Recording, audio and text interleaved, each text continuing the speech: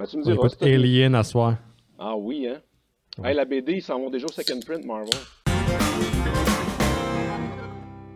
Une première vidéo de Poutine depuis avant la pandémie. Des fois, je vais regarder ce côté-là parce que j'ai d'autres affaires qui me filment.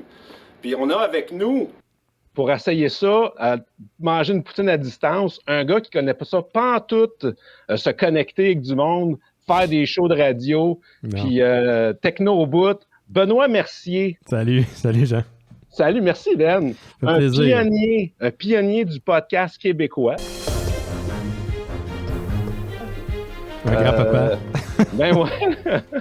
Moi, je viens de tricher. J'étais allé le chercher en face, ma poutine. OK, ça vient Puis de là, où? moi, je suis dans Villeray. Fait que je suis allé chercher dans un délit pas loin. Je dirais pas lequel parce que le monde, ils vont savoir où j'habite. Oh! Mais je suis allé le chercher en face, puis j'ai réalisé ça en la commandant. Je n'ai pas mangé de poutine depuis plus d'1 an. Donc, c'est avant même la pandémie. Je me souviens même pas quand est-ce que j'ai mangé une poutine. Donc, c'est une première. Fait que si je m'endors pendant l'enregistrement, c'est pas parce que t'es plate, c'est juste parce que ça risque de me monter à la tête. Tu sais, digérer, des fois, ça fait ça. Là. Écoute, moi, c'est ma deuxième. On a fait une maison à maison. Okay. Fait que c'était tout. Non, ça a coupé bien des... Ça, c'est pas grave. J'aimais trop ça, de la poutine. Là. Fait que, ça a coupé une mauvaise habitude. On a chacun été pour la galvaude. La galvaude, oui. La galvaude, regarde. Ouais, elle fait un peu plus dur parce que je l'ai transversée dans mon plat. Ouais, elle mais ressemblait pas mal à la tienne. Ah oui? OK. Oui. Parce que oui. Là, on a l'air pas pire pantoute. Ils sont pas mal gros. Je suis agréablement surpris. Je suis même un petit peu intimidé par ma poutine. Oh! Fait que dégaine, on va voir ça. On fait une première bouchée. Fait que t'as-tu un truc, tu manges-tu toutes les bouchées en même temps ou tu manges juste la frite au début puis après tu combines? Comment tu fais ça? J'ai tout le temps essayé de combiner mes bouchées pour avoir l'expérience totale. C'est comme conduire une bicyclette, là. Ça se reprend tout de suite. C'est drôle parce que bon, ça fait plus qu'un an, puis là, ouais, c'est comme si c'était hier. Wow. Ah, mon Dieu.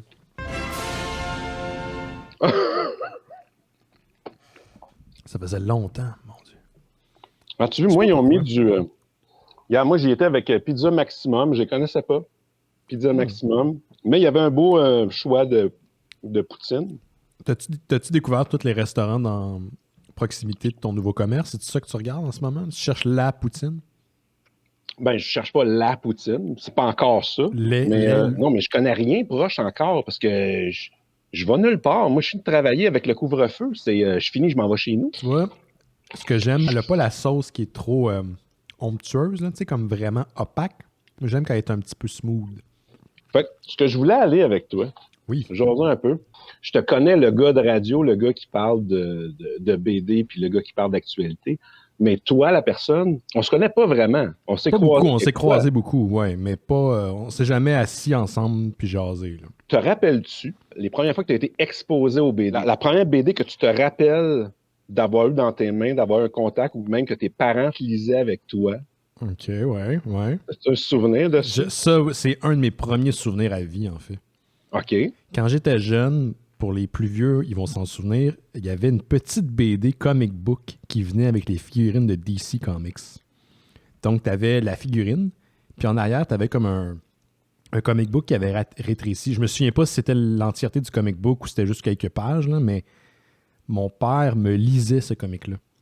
Puis j'étais fasciné non seulement par les super-héros, là, comme tout enfant presque tous les enfants trippent ces super-héros, c'est quand même immanquable, mais j'étais fasciné par la forme du fascicule. Tu sais, le single issue, là, il y a de quoi là-dedans qui me faisait capoter. Puis je me souviens que mon père le lisait et je voyais qu'il paraphrasait. Tu sais, il n'était pas en train de lire. Tu sais, c'est un souvenir, c'est loin. Là, c'était vraiment dans mes premiers. Puis je demandais, tu sais, non, je veux que tu lises les mots. Puis là, il paraphrasait. C'est comme quand tu racontes une histoire à un enfant. Puis c'était chez nous. Dans le temps de... Je pense que c'était à Beauport. On habitait Beauport pendant un certain moment quand j'étais jeune. Puis, ouais, c'est mon premier... C'est un de mes premiers souvenirs, puis c'est mon premier souvenir de bande dessinée. Là, j'ai comme pas lu de la BD de super-héros à partir de ce moment-là, mais Je me souviens que la forme du single issue, que j'achète plus de single issue, là, je suis passé au trade depuis longtemps, mais il y a quand même de quoi de beau là-dedans. J'aime il y a de quoi, je sais pas pourquoi. Je pourrais pas dire pourquoi, mais il y a de quoi de mystérieux dans le single issue, puis de presque iconique, que je trouve génial, mais ça, c'est mon premier souvenir. Ouais. Cool. Yeah, moi, ça date, on a une différence d'âge, fait qu'on n'a pas vécu les mêmes affaires. Je l'ai encore. Il a survécu, je l'ai eu. Tu l'as encore? Ouais. C'est pas un Blake et Mortimer, j'espère. Non, mais quand même. Ah, ben là, OK, non. Là, L'île Noire. Oui. Mais ça vient... Ma mère était professeure. OK. Fait que quand il vendait ou qu'il se débarrassait des BD, fait que j'ai encore le tag de l'école. Où ce qu'elle a pas été là bien des années. Mais là, j'ai eu ça, j'avais 4 ans. Ça, 4 ans. Ma mère me lisait. Mm-hmm. Mais elle me disait qu'à un moment donné, elle me l'avait tellement lu souvent que je pointais pas. Moi, je la savais par cœur. Fait que là, je pointais les cases, mais pas le texte pas à bonne place, mais j'avais le bon texte. T'avais le bon texte. Je fais arrête donc, mais là, j'ai pas de souvenir. Ça, j'ai pas de souvenir. Je me rappelle, le BD, je la connais parce que je l'ai encore. Mais elle me racontait ça. Je savais toute la BD par cœur, ça a l'air. Puis t'es-tu resté amateur de Tintin depuis ou t'es-tu un grand fan de Tintin? J'ai tout le temps, un grand fan, peut-être pas un grand fan, mais j'aime la BD en général, sur toutes ses formes, sur toutes européen, américain. La BD, c'est de la BD. Moi, j'étais un grand fan de Kirby puis de Captain America en particulier. Je suis vraiment bien là-dedans. Mais non, Tintin, puis même c'est souvent l'île Noire puis le Cep d'Autocar que je me réfugie. C'est mes albums préférés. C'est comme ta couverture, comment je pourrais dire ça? C'est comme ta doudou mentale. Ouais! C'est une bonne Moi, j'ai manière. ça avec Ghostbusters. Le monde qui écoute le show, ils savent que j'écoute Ghostbusters. Comme Ghostbusters, c'est mon film préféré, là. Puis je passe ce film-là, puis c'est comme ma doudou. Là. Si ça peut être une journée de pluie, un genre de dimanche, puis je me pars Ghostbusters, c'est la meilleure journée. Ouais. Là, après ça. Yes. Te rappelles-tu de ton premier achat avec tes parents? Tu sais, on reste jeune, là. Mm-hmm.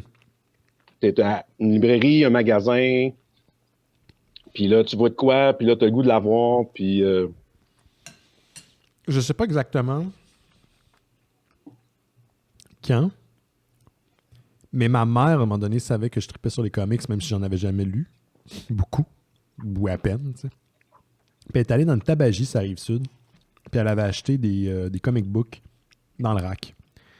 Mais j'ai jamais reçu c'était quoi. C'était pas Marvel, c'était pas DC. Mais c'était peut-être Marvel ou DC, mais c'était vraiment une équipe là, super lugubre. Là. Mais c'est des années 90, fait que j'ai l'impression que c'était peut-être Image. Et tout ce que je me souviens, c'est qu'il y avait certains héros qui volaient. Et d'autres avaient des genres de patins, des fusées dessus.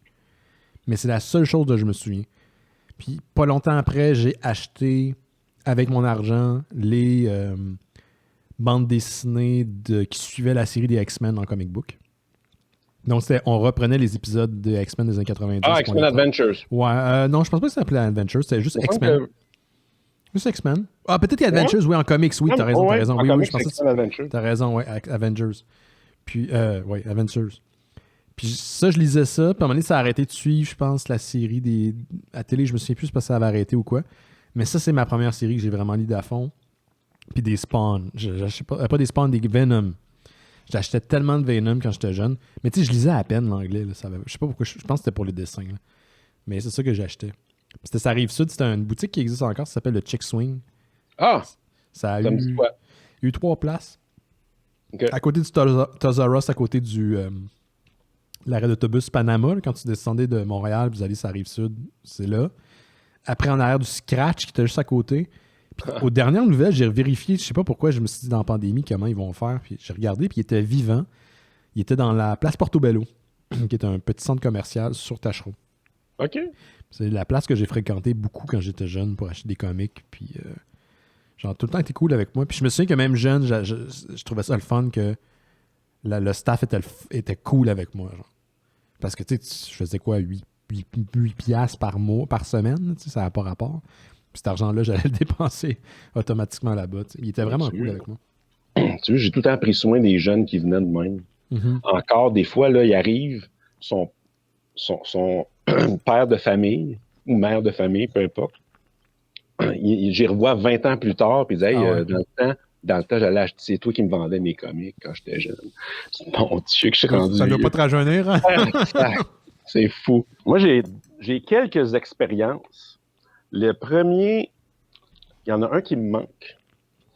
Puis, c'était d'une tabagie où j'étais dans un centre d'achat, puis je pense que c'était une tabagie ou un stand à journaux. Ouais. Puis j'étais avec ma mère, puis là, je voyais, il y avait plusieurs choix, puis il y avait un Fantastic Four, puis un Superman. Puis les deux, puis là, ma mère a dit, choisis-toi-en un. J'étais, oh non, je peux pas, là. Tu peux choisir un des deux. C'est impossible, fait qu'elle a été bien cool, elle m'a acheté les deux. Wow. Ouais, puis, tu sais, quand j'ai ouvert, j'ai investi ma collection dans la librairie en 94. Ça, j'ai fait l'erreur des ventes. J'ai rien eu pour, là. J'ai vendu 3 pour une pièce, tu sais. Fait que j'ai récupéré un, qui est le Fantastic Four, avec Agatha Harkness. Qui on va pas trop spoiler, mais... ouais. C'est ça, ça a donné là-dessus, tu sais, qui s'est sauvé avec Franklin, puis là, ils sont à Salem, puis il y a de la magie là-dedans, les sorcières, puis tout. J'ai capoté.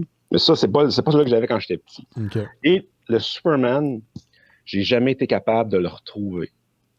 J'ai un client qui en a une copie, qui est venu me le montrer. Puis là, je l'ai feuilleté, puis je tripais parce que je me rappelais de chaque case là-dedans. Puis c'était la couverture, il était au loin, puis il n'y avait plus personne sur la Terre. Il était comme, il dit, je suis seul au monde, je suis la dernière personne vivante sur la Terre. C'était comme, wow! Ouais. C'est fucked up hein, quand tu te souviens quand même de l'image. Tu sais, ça date, là, pareil. Là. C'est une chose parmi tant d'autres que tu as consommé dans ta vie, puis tu t'en souviens, c'est engrainé ici. C'est gravé ici. Là. C'est fou. L'affaire, c'est que ce que j'ai vu avec mes enfants, c'est qu'avec la technologie qu'on a maintenant, ils réécoutaient les shows TV à répétition, au point là, que tu n'es plus capable de les entendre. Ouais. Ils m'ont scrappé le 50e de Doctor Who. Là. Je l'aimais, mais là, je l'ai trop vu, tu sais. Il est bon. Mais moi, je faisais ça avec mes BD. Fait que je les connais par cœur. Mm-hmm. Tes enfants sont-tu geeks aussi? Jusqu'à un certain niveau, ouais. Ben, ils sont exposés, tu sais. Ouais. Il y a de la BD partout chez nous. Puis ils font leur choix, tu sais. Ma fille, évidemment, est plus manga puis tout ça. Mm-hmm. Mais écoute, ils vont dans un inventaire assez large. Mon gars qui est plus vieux, là, il a lu de tout. Puis il est intéressé à tout. Genre comics, BD, franco-belge. Ouais. Puis il va sur des sujets assez élevés. Oui, tu verrais sa bibliothèque, là, tu serais surpris. Justement, hier, on écoutait un épisode de TNG. Ouais. Je sais que t'aimes ça. Ouais, j'adore ça. Mon gars, il s'est tapé toute la série originale.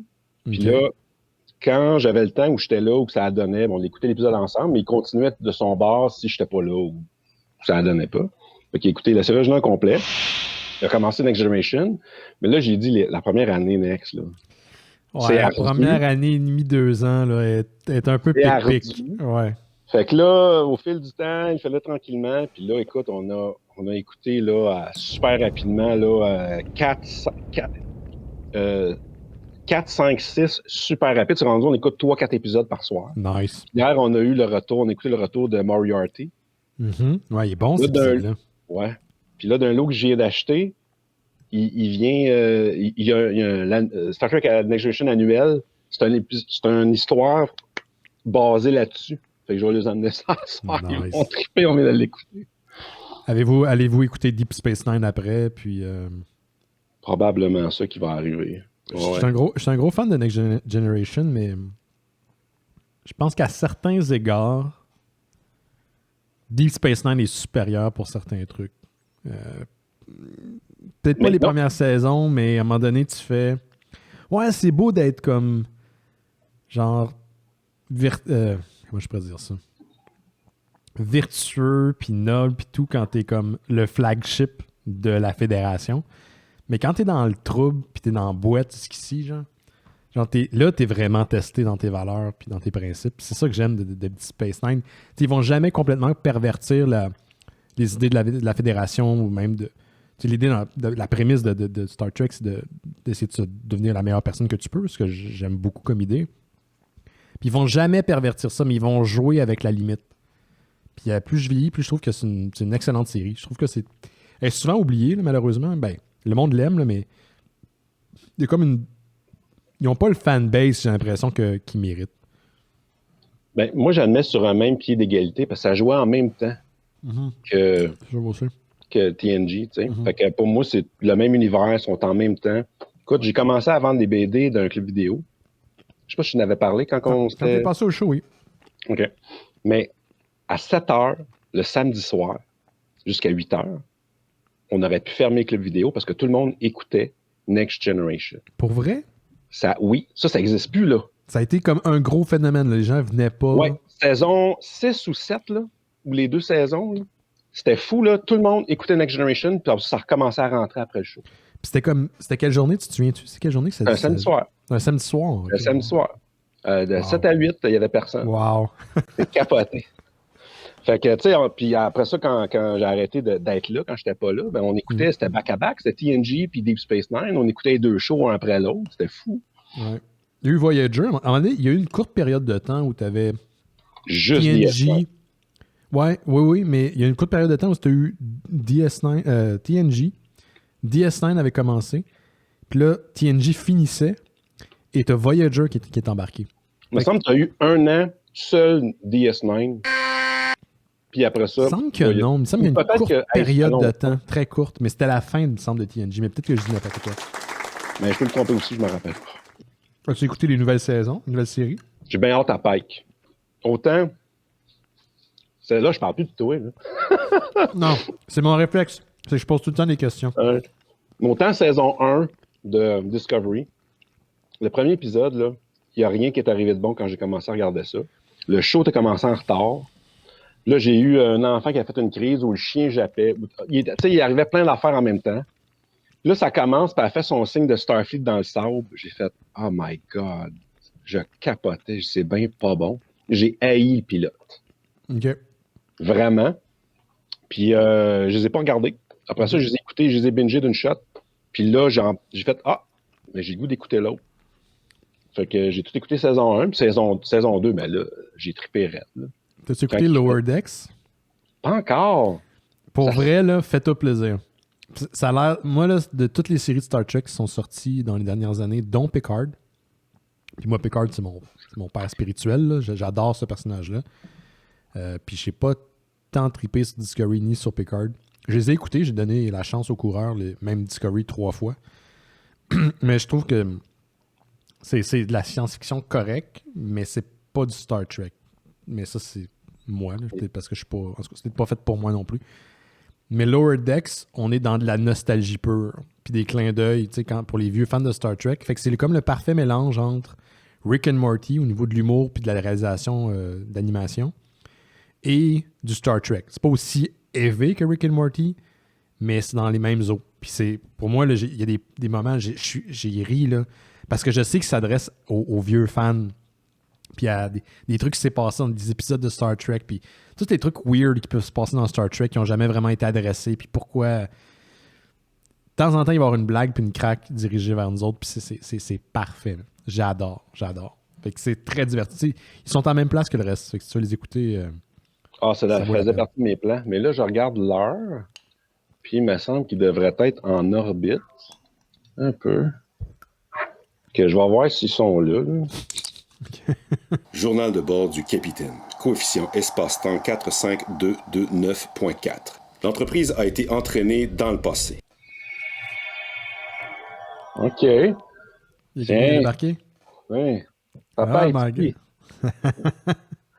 Picard. Oui, il a déjà été plus rouge. Hein?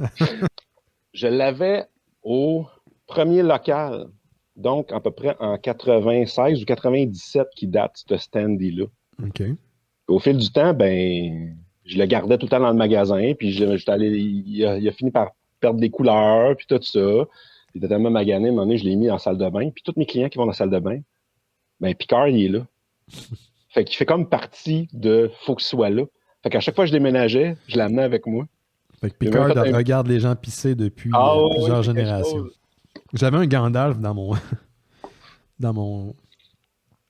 dans mon sous-sol quand j'habitais dans mon sous-sol, le sous-sol de chez mes parents. Puis je l'avais pas dit, je sais pas où j'avais pogné ça. Je pense que j'avais pogné ça au club vidéo, whatever. J'avais pas payé ça, là. Quelqu'un me l'avait donné. Fait que les premières fois, le monde descendait, puis t'avais comme un gars avec un bâton puis un gros chapeau. Mais tu le sais pas, là, fait que tu t'imagines, t'arrives, puis tu tabarnak, puis tout le monde qui descend, parce que tout le monde passait par ma chambre pour aller dans la salle de lavage. Fait qu'automatiquement, genre, il tombait dessus. C'est que je trouvais ça drôle. Écoute, des fois, quand tu mets des samedis à la librairie, c'est moi qui le mets. Je me retourne, puis il me fait peur. C'est comme, il y a quelqu'un... Tu l'attends pas? Ben ouais, c'est moi qui l'ai mis là. Je vais revenir sur une dernière affaire. Vas-y. Pour d'où ce que la BD vient. On est parti, mais je t'ai laissé aller, c'était cool.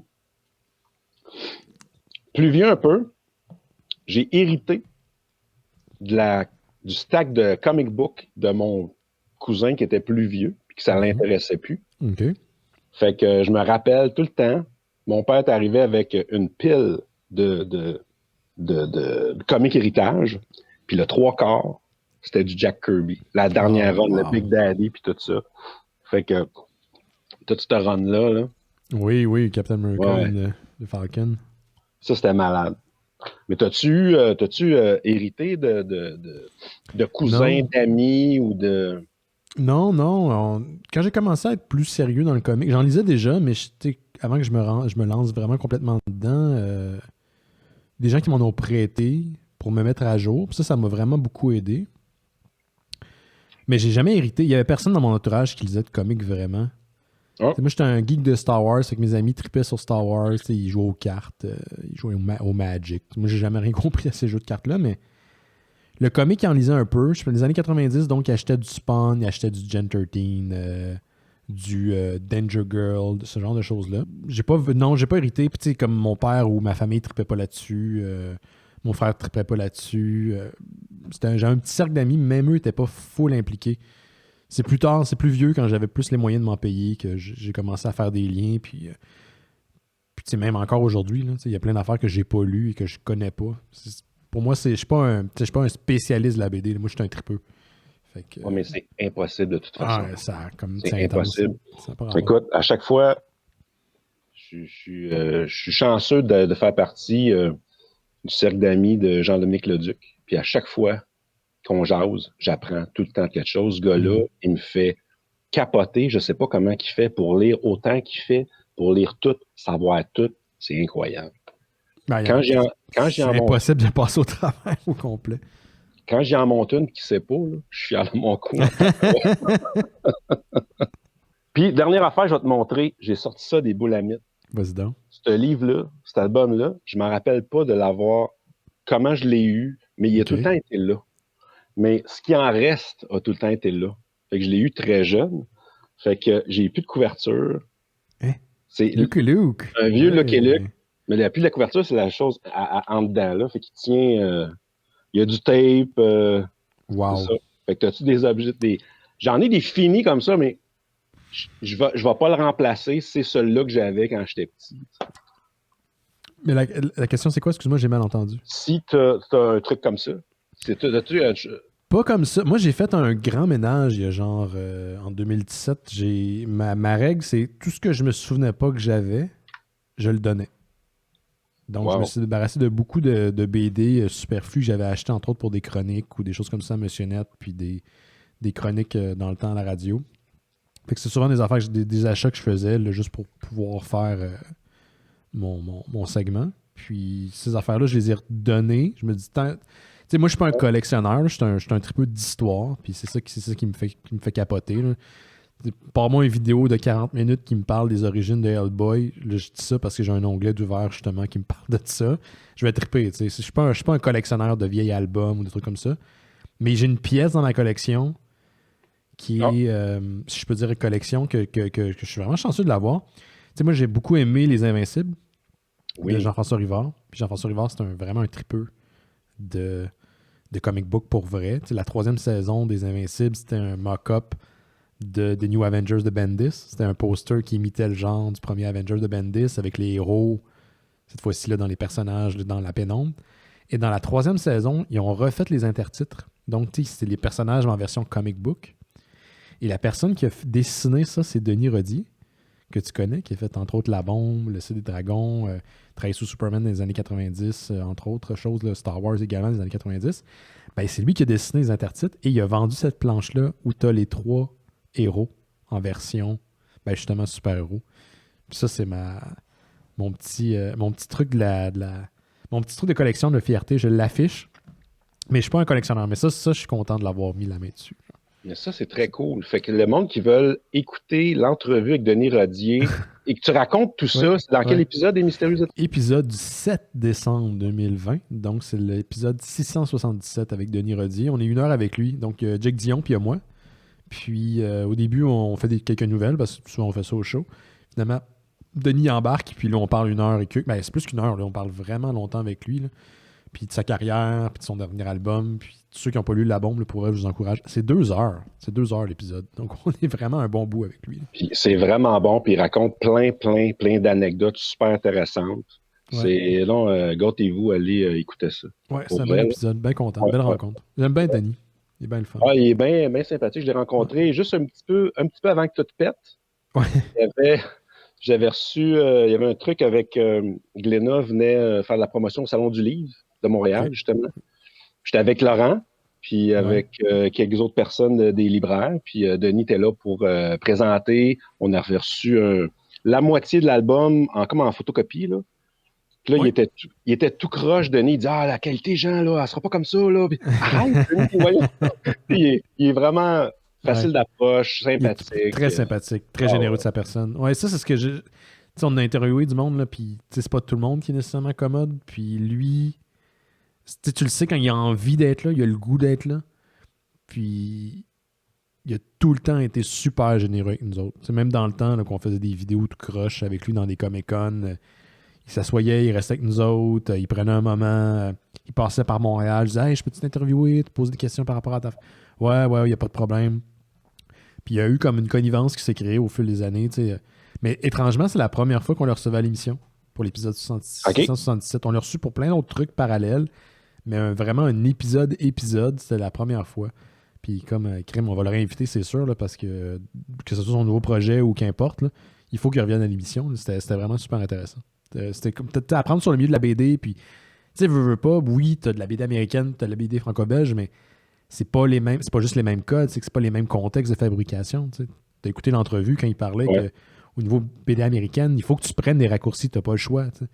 T'as un 32, voire 22 pages sans les pubs, puis avec les pubs, il faut que tu trouves des manières de raconter des histoires de manière très, très, très condensée, puis qui fonctionnent sur le long terme. Puis ça, c'est un art, c'est pas facile. T'sais. Mais je pense qu'il veut surtout que sa carrière soit, disons, associée à ce qu'il fait en ce moment. T'sais, je sais que Denis, c'est un fan d'histoire, c'est un gars qui a un esprit très pragmatique, c'est un gars de science. Fait que pour moi, La Bombe, c'était son projet par excellence. C'est le mariage de tous ses intérêts, puis il avait déjà travaillé sur des projets qui se passaient durant la Deuxième Guerre mondiale. Fait que c'était parfait, là, c'était fait pour lui. Puis moi, en voyant ça, je me suis dit, il faut que je lise cette bande dessinée-là. Puis je l'ai dévoré. Je me suis assis une journée de temps, puis c'est juste ça que j'ai fait. J'ai lu la BD. Puis ça n'a pas été c'était pas un fardeau, là. J'étais vraiment content de la lire. C'était malade. Ouais, un magnifique album. Ah, c'est incroyable. C'est incroyable. Là, parlant des vieux vidéos puis des affaires de même, j'ai un flash parce que pour le 25e anniversaire à la librairie, je cherchais du vieux footage pour faire un petit montage puis mettre des affaires au fil des années. Puis j'ai retrouvé un bout sur un vieil appareil qui filmait comme de la merde, fait que j'ai pas pu l'utiliser. Puis ça m'a rappelé ce souvenir-là. Quand Brent Spiner était venu à Montréal. Ah ouais. Ouais. C'était le gars avec le chapeau qui était à côté de lui. Ouais, c'était moi.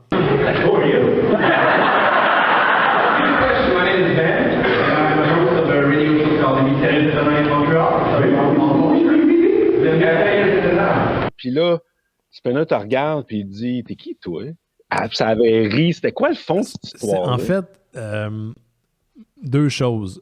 Moi, je suis pas plugué. Ben, je suis pas plugué. Je connais du monde dans les... Tu sais, je peux connaître toi, je peux connaître du monde de Fantasia, Comic-Con. Mais tu sais, je cours pas, moi, après ces affaires-là. Je cours pas après ces projets-là. Je suis super content quand ça tombe entre mes mains. Là. Pour vrai, tu sais, récemment, j'ai interviewé Anthony Daniels, puis c'est un coup de luck encore. Tu sais. Fait que, I guess que quelque part, je le mérite. Mais moi, je cours pas activement après ces affaires-là. Ça vient à moi. Puis je suis vraiment chanceux. J'adore faire ça. J'adore faire des entrevues. Puis, C'est une des premières éditions du Comic-Con de Montréal. Ça date vraiment d'il y a Ça fait longtemps, là. Quelque chose comme 10 ans, 8 ans, quelque chose comme ça. Je me demande même si c'était pas la première fois que je te voyais. Ça se peut parce que je pense la première fois que le Comic-Con existait dans sa forme, disons, actuelle. Il y avait le format beaucoup plus petit, version un peu marché aux puces, si on veut, là, sans vouloir être méchant, là, mais c'était surtout ça. C'était du vieux comics, puis tout le monde qui revenait vendre leurs affaires. Puis là, c'était la première édition, on avait des invités. Il y avait Elvira, il y avait justement Brent Spiner qui faisait Data dans Star Trek. Puis à un moment donné, je pense que Oscar, un des deux actionnaires du Comic-Con, m'a juste demandé de l'interviewer, mais j'ai aucun souvenir de comment il m'a demandé ça ou pourquoi il m'a demandé ça. Il savait que j'avais Les Mystérieux Étonnants, qui est mon show que je fais. Puis il savait que j'aimais sur Star Trek. Mais ça s'arrêtait là, tu sais.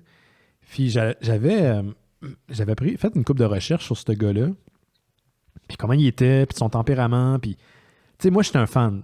Mais je suis pas un fan, je suis pas un geek canal, ni je suis pas non plus un fan qui va vouloir s'immiscer dans ta vie puis qui connaît toutes les...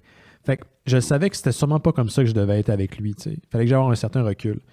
Fait que tu me parles de cette entrevue-là, moi, personnellement, je trouve que je m'en suis très bien tiré parce que je sais exactement ce qu'il voulait faire avec moi. Il voulait faire ma tête... Il voulait faire de moi la tête de proue, tu sais.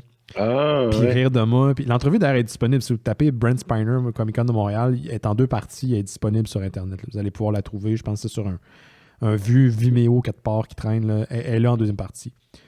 Puis je pense qu'au fur et à mesure de l'entrevue, parce que on m'a présenté avant, là, il savait j'étais qui, là, il niaisait.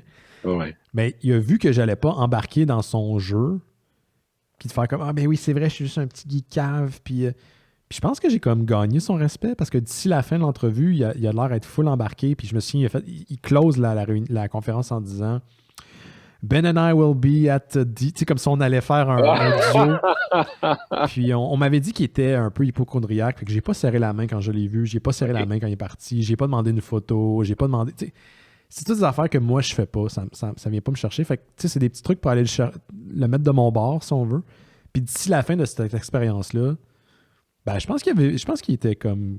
Il était content. Il avait l'air satisfait. T'sais. Mais lui, c'est sa conférence parmi 10 000 autres qu'il a fait. Là, fait que... Mais c'est un pince sans rire. Ça fait qu'il s'amusait avec toi. Hein. Oui, c'est ça. Puis moi, je suis bien capable de rire de moi. Là, au Mystérieux, là, quand vous écoutez, on se fait beaucoup de blagues entre nous autres. Là. On est très capable de rire de notre personne. Puis si, par exemple, vous écoutez la 600e, là, on me rentre crissement dedans.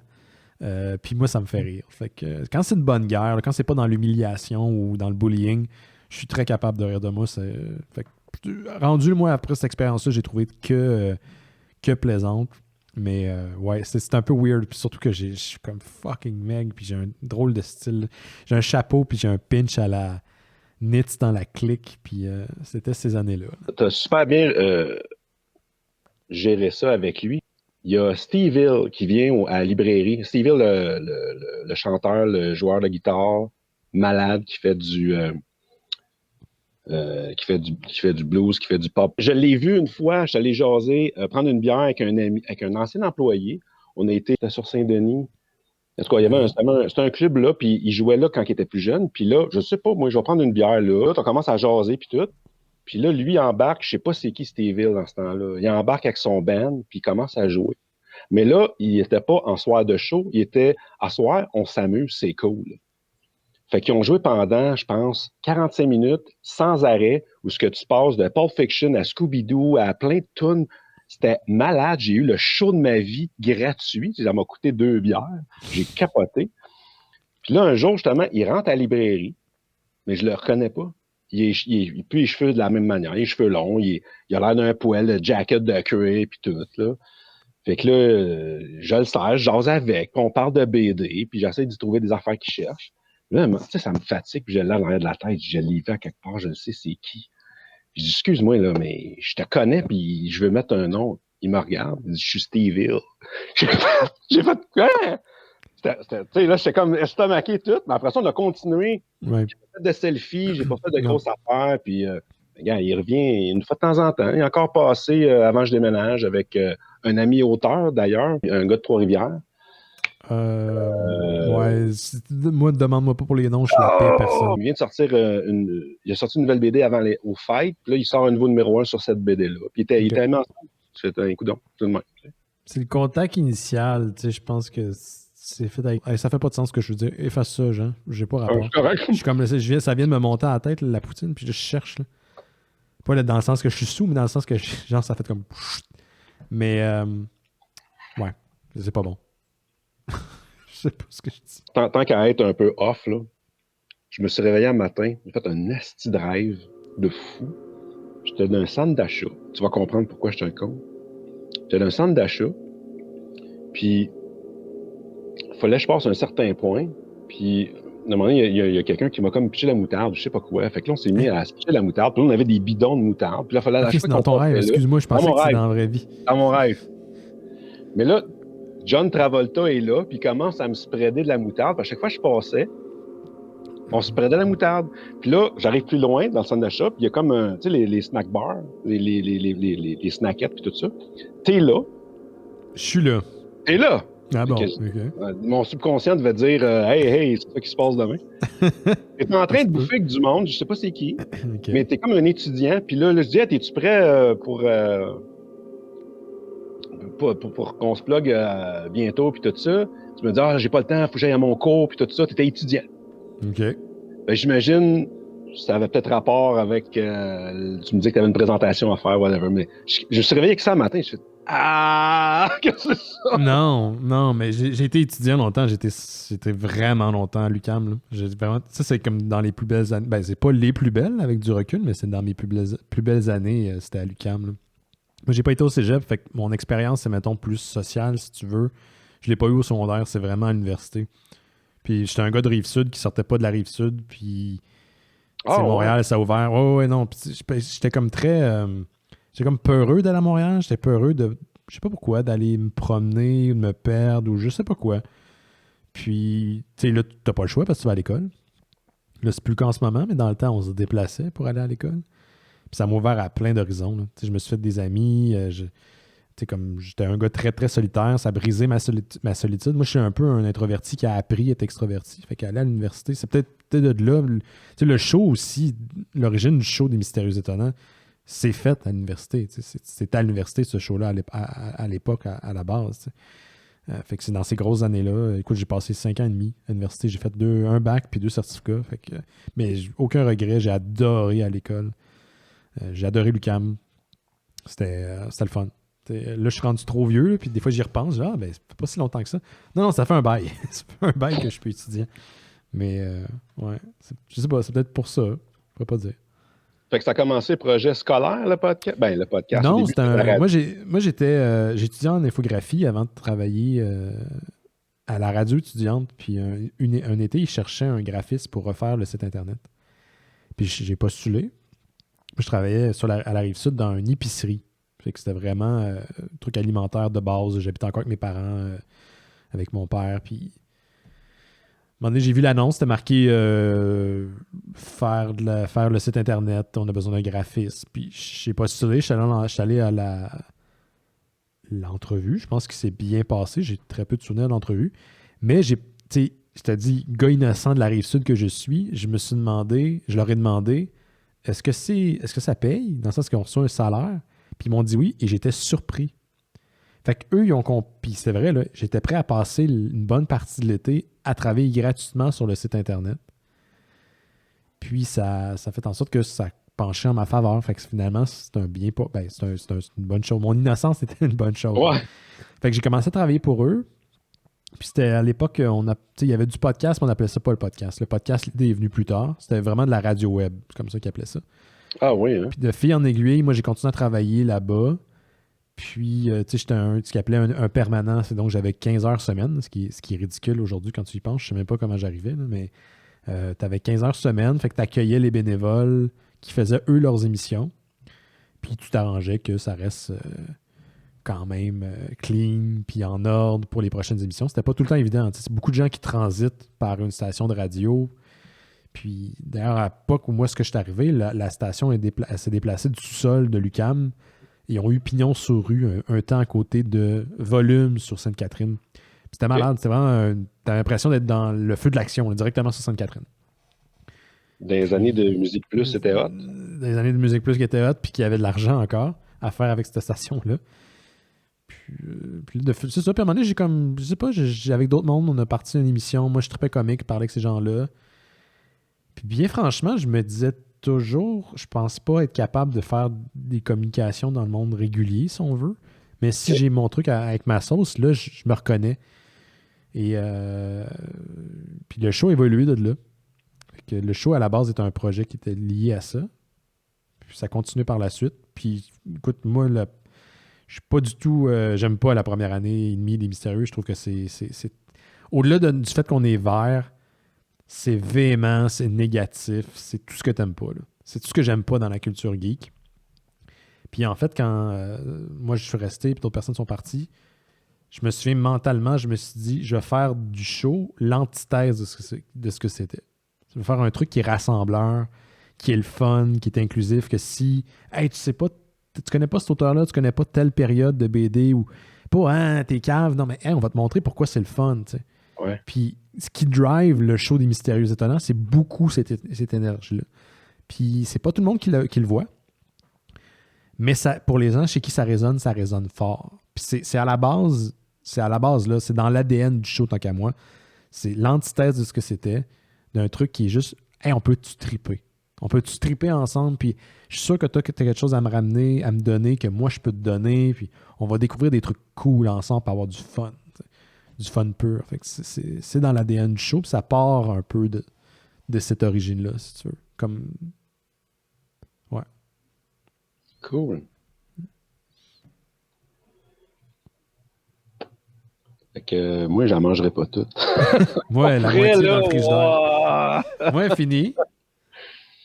Wow. Mais le reste, c'est dans le frigidaire. Ah ouais, c'est ça, tu t'avais déjà prévu le coup. Ouais, ben là, je m'étais dit, je vais jamais manger ça au complet. C'est impossible, wow. Même si je prends une toute petite. Là. C'est pas la plus grosse que j'ai vue, poutine, mais là, oublie ça. Là. Mais ouais, le reste, c'est dans le frigidaire. Je peux pas la manger bien plus tard que demain, par contre. Une poutine, c'est pas comme la pizza froide, hein? C'est traître. Non. Fait que c'est ça. J'avais jasé avec un YouTuber qui habitait à Laval avant, puis il est rendu aux États-Unis, il y a un gros channel, puis tout ça. Ah ouais. À un moment donné, il est revenu revisiter ses parents à Laval. Il dit, mais si tu passes, tu passes à la librairie, on pourrait jaser, faire un petit quelque chose, puis tout. Ça n'a pas donné dans son horaire, puis j'ai pas insisté. Mais il s'est acheté des poutines, puis il en a pris plusieurs, puis il les a congelés, puis il les a mis dans le frigo. J'étais comme, mais non, mais tu peux pas faire ça. Non. Surtout les patates, ça va coûter le congelé, ça va être dégueulasse. Là. J'ai dit, t'es resté trop longtemps aux États, toi, puis il est vraiment full anglophone, puis tout, là. Fait que OK. Ben, ça risque d'être plus tard ce soir, là, tu sais, comme en soirée. Là. Mais pour l'instant, là, elle est bien aménagée, là. Elle a fait sa petite maison pour sa tante, d'après moi. Elle est bien campée. Ouais. Fait que, là, t'as-tu vu, j'ai sorti j'ai trouvé un vieux truc de Jake du Festival de BD de Montréal de 2019. Oui. C'était bien malade, puis le timing que... aide-moi, tu l'as invité cette semaine. Joanne Desrochers. Joanne est arrivée vraiment à l'improviste en arrière. Avec Jake Dion au Festival de BD de Montréal, c'est starté! C'est malade, c'est starté, c'est le meilleur au monde, il est 10 heures du matin! Je suis là, c'était fou, là. Mais tu sais, c'est ça que je voulais dire quand tu es venu à l'émission pour les Mystérieux, puis ça, tu peux le garder juste comme tu veux, ça me dérange vraiment pas, là, mais je t'avais dit que tu étais un gars positif, puis un gars qui tripait. Puis toi, t'es out there, man. Tu fais des vidéos, tu fais des trucs sur Instagram, tu fais des trucs YouTube, tu sais, ta business ou ce que tu fais dans la vie, la BD, là, your business, c'est la BD, là, ben, tu l'assumes pleinement, puis moi, je trouve ça génial. Tu sais. En fait, ça m'a fait... Je l'ai vu ton vidéo avec Jake, puis ça m'a donné de la nostalgie de quelque chose que j'avais même pas vu à l'époque. Oui, c'est vrai, tu sais, les moments où FBDM, où t'arrivais dans le parc La Fontaine, puis c'était juste, ça vivait, là, tu recroisais du monde que t'avais pas vu ou que t'avais vu dans d'autres festivals ou dans d'autres événements BD, puis il y a des liens, il y a des personnages, là, tu parles à quelqu'un, je sais pas moi, Jake, puis là, oh shit, t'as Axel qui passe, puis hey, salut Axel, puis tu sais, c'est ça qui est le fun, c'est ça, on s'ennuie beaucoup de ça en ce moment, là. Mais il en faut des intervenants comme ça pour que l'univers de la BD puis le milieu de la BD au Québec vive. C'est pas juste un festival de temps en temps où il en faut des gens qui font la promotion autant qu'ils peuvent de la BD. C'est important. Pour vrai, là, ça énergise, tu as le goût amène-moi-en. Moi, je ferais juste ça, là.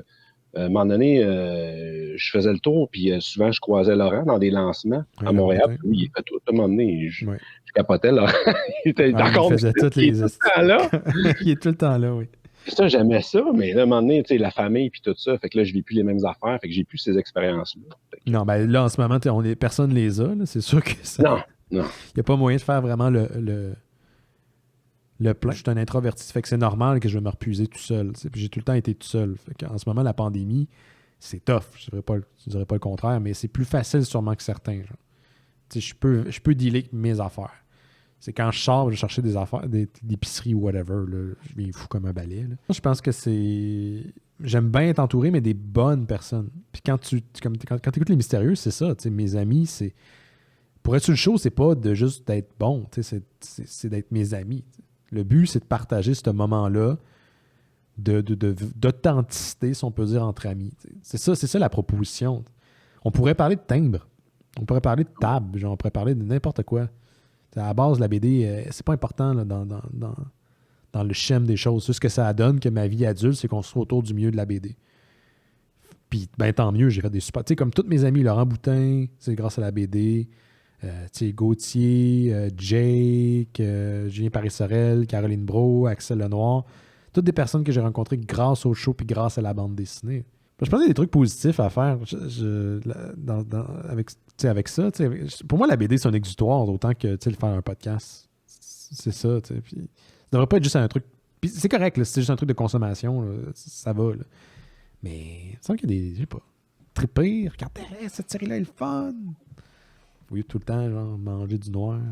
En tout cas. Fait que c'est ça. Attends, c'est quoi vous faites avec Patreon à soir?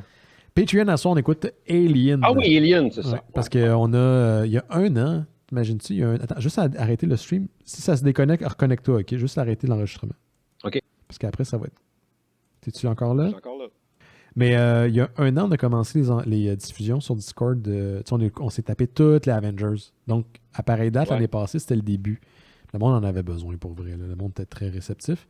Puis il y a comme un groupe du samedi qui s'est créé. Là, on est vendredi, là, mais il y a un groupe du samedi qui s'est créé qui, eux, écoutent des films de façon sporadique depuis un an. Puis là, le groupe s'est transformé en groupe du vendredi aussi. Fait que, tu sais, on écoute des films souvent le mercredi, vendredi, samedi. Puis là, comme ça fait un an, Pierre-Luc, le premier film qu'il avait diffusé l'année passée, Pierre-Luc, c'est un des auditeurs des Mystérieux, mais qui est sur le Patreon, il s'était tapé Alien, puis là, il va rediffuser Alien pour tout le monde sur Discord. Fait qu'on va écouter Alien en gang à soir. Fait que, ouais, c'est ça. Merci, Jean. J'espère que j'ai pas trop déblatéré. Non, il n'y a pas de problème. OK. Ben, je ne sais même pas c'est quoi ton âge. Je ne pourrais pas dire c'était dans 51. Je suis pourri pour les âges du monde, là. C'est effrayant. Je suis pas capable de mettre l'âge de personne. Tu me donnes quel âge, moi? Ben là, 40.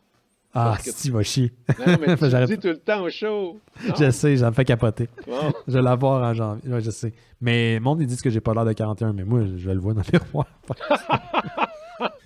C'est parce que la caméra est pas proche comme ça. Là. Mais attends, à 40, là, c'est là que ça commence à péter. Fait que tu vas avoir des petites affaires tout le temps, il y a plein d'affaires que tu pourras plus faire. Tu sais, tu parles que j'étais super actif puis tout, là, mais 2020, j'étais supposé me reposer. Qu'est-ce que tu veux dire? Rien faire? Faire presque plus ou pas de show. Arrêter le samedi de la BD gratuite. Ça, c'est un projet, puis ça, c'est l'affaire la plus importante pour moi. C'est comme si tu déciderais, là, les mystérieux, là, ça me prend trop. Mettons, tu rencontres une fille que tu capotes, puis tu as des enfants. Ouais. Peu importe la raison, oui, tu as un état de santé qui ne te permet plus, puis c'est en train de te détruire le fait de continuer les mystérieux. Même si tu adores ça, mais c'est ça que j'ai fait. Ça faisait 8 ans que je le faisais, c'était sur une pente montante. C'était rendu dans 50 librairies, bibliothèques à travers le Québec. Je parlais à plein d'éditeurs, plein d'auteurs, puis ça faisait la promotion, puis c'était le fun. J'avais été filmé, j'ai fait un documentaire chez l'imprimerie Marquis pour montrer comment c'était fait, comment ils impriment les couvertures, comment ils impriment les pages, comment c'est assemblé. Puis je tripais bien raide, puis j'ai eu de l'aide du Festival de BD de Montréal la dernière année.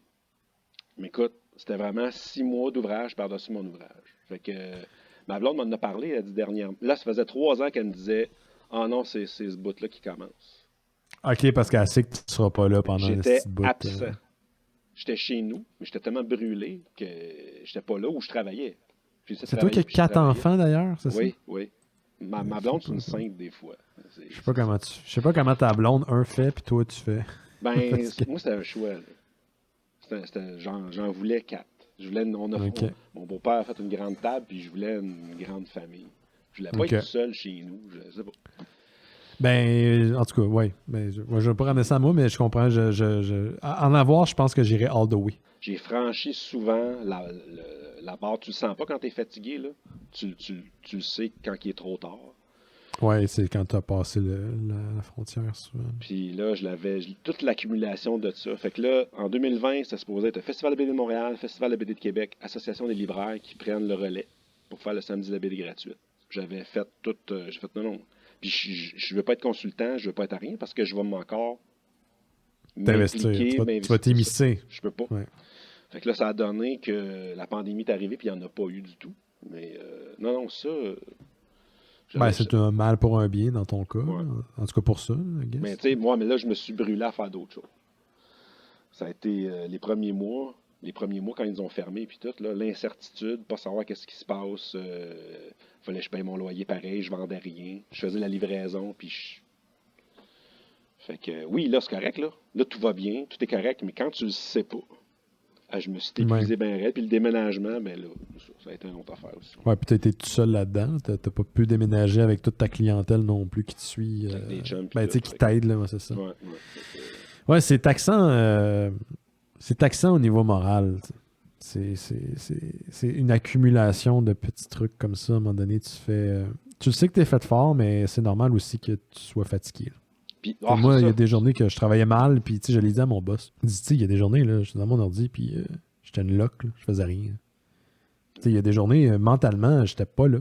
Puis ça m'arrive encore aujourd'hui. Des fois, là, c'est une journée de passer de l'ordi à gosser sur le téléphone. Parce que mentalement, moi, je fais du Photoshop. Je suis très chanceux, j'ai encore ma job, puis je touche du bois, là, je veux pas la perdre. Mais, le monde brûle, puis moi, je suis en train de faire du Photoshop. T'sais. C'est comme une pression. C'est comme la survival guilt, là. C'est un, je sais pas, je trouve ça veg, j'aimerais ça.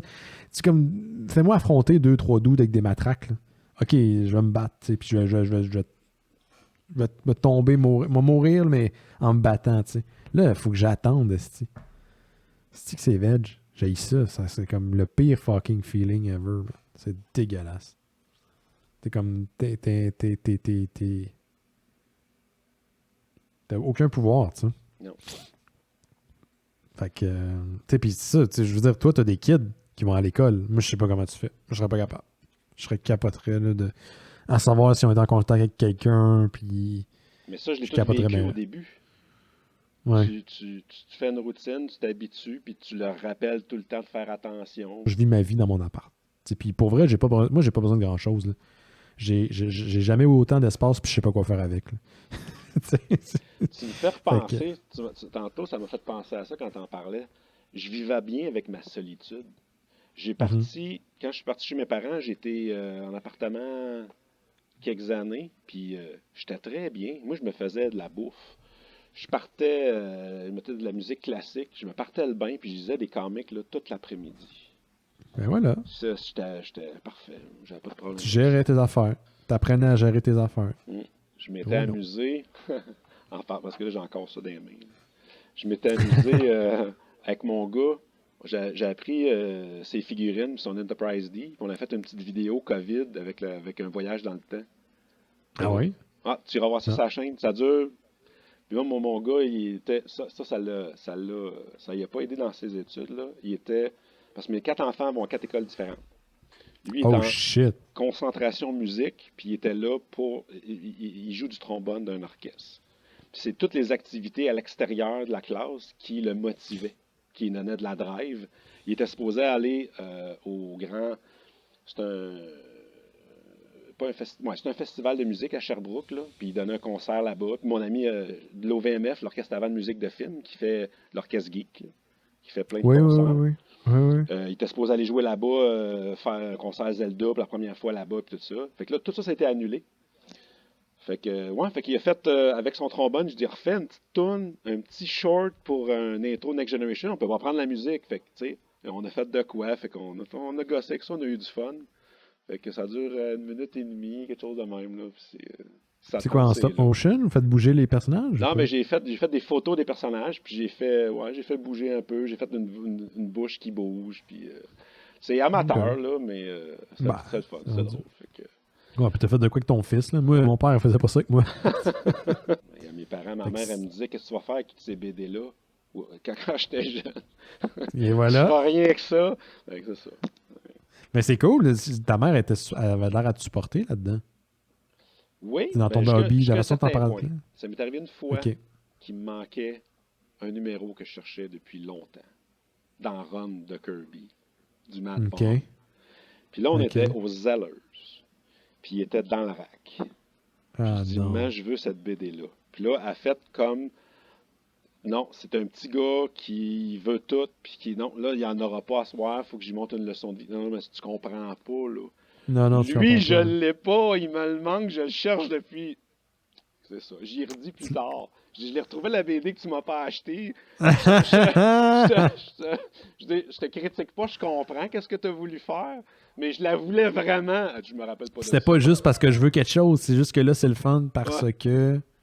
Ouais, c'est ça, c'est le dernier qui manquait. Tu sais que Roddy, il y a une planche de Kirby, hein? Il y en a plusieurs, d'ailleurs.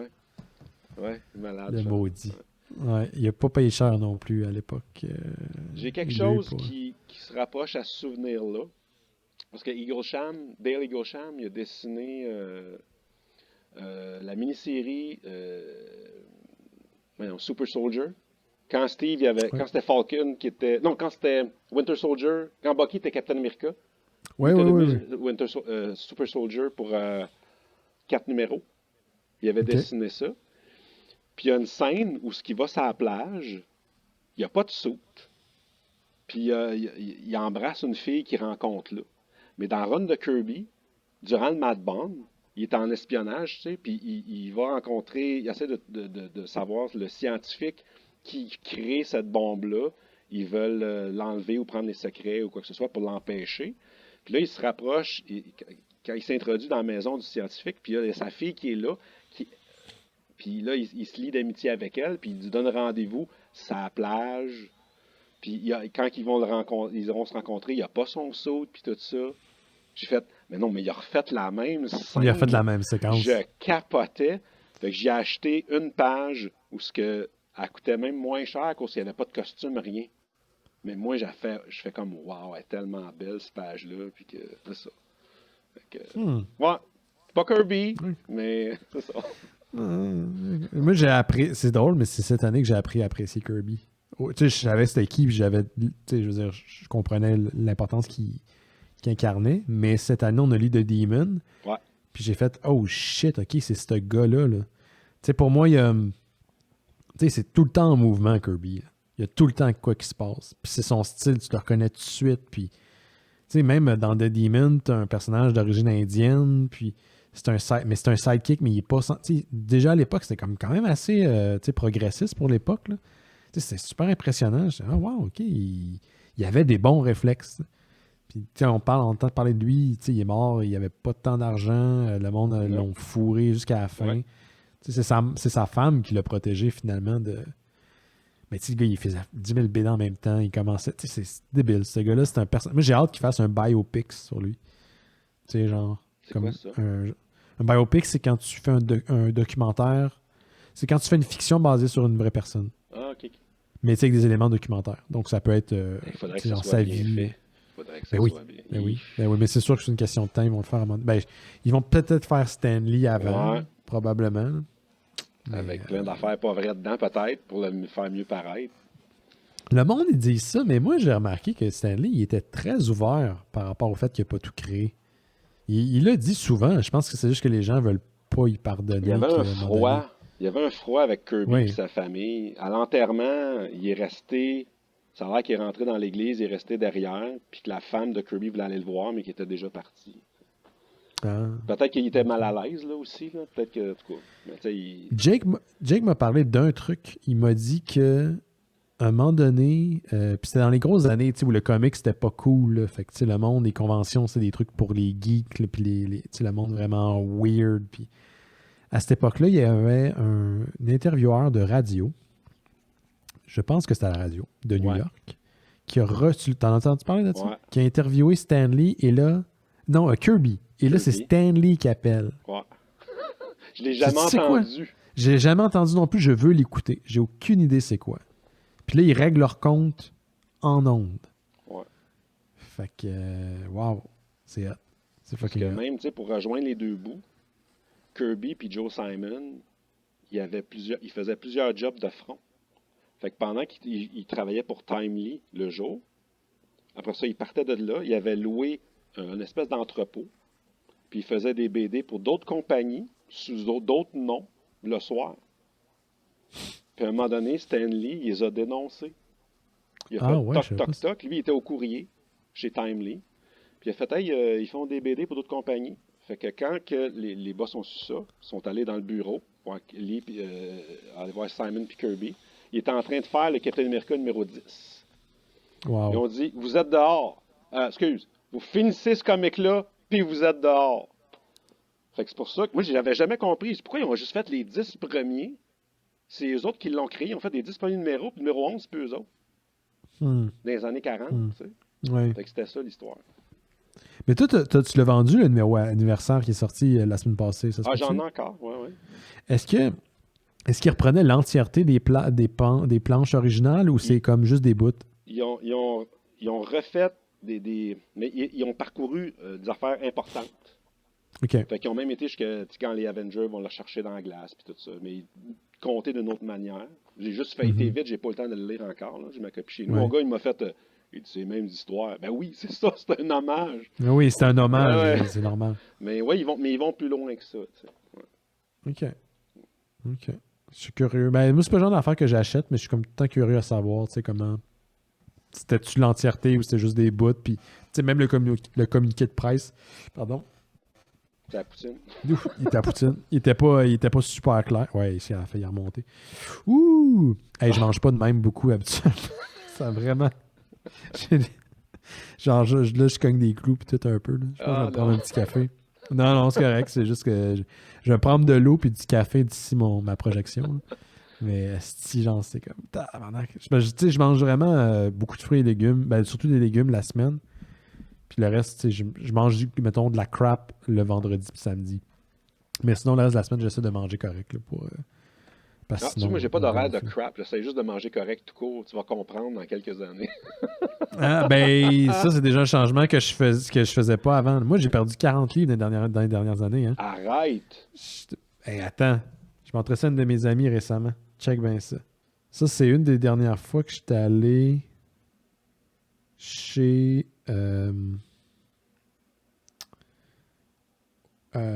au podcast à Denis Talbot. Check. Ah, ben, ouais, mais avec la barbe camouflée quand même, là. Oui, mais si tu vois au niveau du corps, je suis bobo là. Ben oui, mais je t'ai jamais vu de même. Non. Ben, je suis plus depuis un Christy de bout, là, mais ouais. J'étais rendu pas mal intense. Fait que là, je fais de l'exercice une fois par jour. OK. 1 heure de cardio par jour. Moi, j'arrive pas à mettre ça avec la famille, avec la librairie, tout ça. J'arrive pas à faire l'exercice. Ça, c'est long. C'est faut que prendre un bout. Mais j'ai commencé à faire attention à cause de la poutine. Parce que quand que je filmais les vidéos, on était de côté. Fait qu'on on se regarde de côté. Là, qu'est-ce que je voyais durant tout le long du montage? Ma bédaine. J'étais comme, c'est insupportable, je pas de bon sens. J'ai juste commencé à me prendre des portions normales. C'est ça. Pourquoi je mange 2 burgers? J'ai juste besoin d'un. J'ai juste besoin d'un. Hey, merci Ben, ça a été bien cool. Oui, merci. Je pense que j'ai l'impression de t'avoir rien donné. Non, mais je te connais un peu plus. J'étais allé, on a jasé de BD, on a jasé d'où ce que t'as parti, puis tout ça. Oui. Puis non, c'était cool. Cool, parfait, OK. Ben ouais. N'hésite pas, je suis bien content. Écoute, moi, Je sais pas si j'intimide les gens ou quoi, mais le monde m'invite jamais nulle part. Ah, le message, je vais le laisser. Le message est lancé. Le monde, il peut m'inviter. Des fois, je peux pas, mais habituellement, je dis oui. Le monde passe par Simon, habituellement, ou Jake, qui sont plus sympathiques. Je sais pas si je fais peur aux gens. Ouais. Je suis un peu direct aussi. Je pense que ça fait peur des fois. Moi. En direct de Montréal, Québec, Canada, vous écoutez, oui, les Mystérieux Étonnants.